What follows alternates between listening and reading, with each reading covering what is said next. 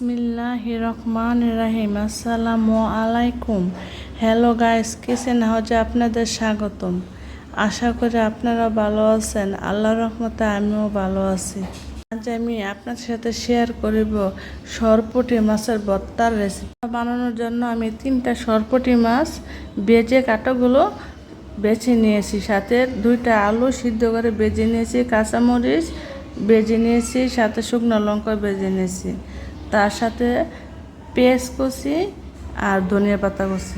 আমি পরিমাণ মতো লবণ দিয়ে মরিচগুলো ভেঙে নেব।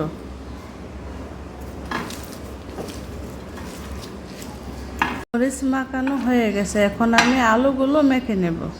মরিচের সাথে ভেঙে নেব।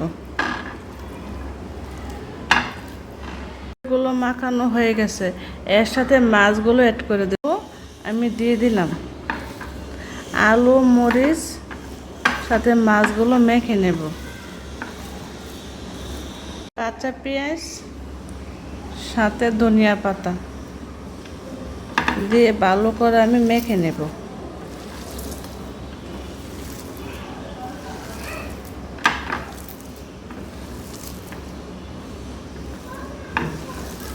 হাতে মাখা ভর্তা স্বাদই আলাদা।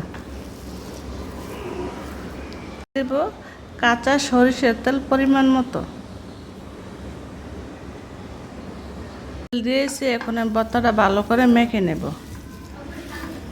দেখেন ভর্তার কালারটা কত সুন্দর হয়েছে। যদি আপনাদের কাছে ভালো লাগে রেসিপিটা, আপনাদের কাছে সরপুঁটি ভর্তার রেসিপিটা ভালো লেগে থাকে, তাহলে অবশ্যই কমেন্ট বক্সে জানাবেন, আর লাইক, সাবস্ক্রাইব আর কমেন্ট করে দেবেন। আল্লাহ হাফেজ।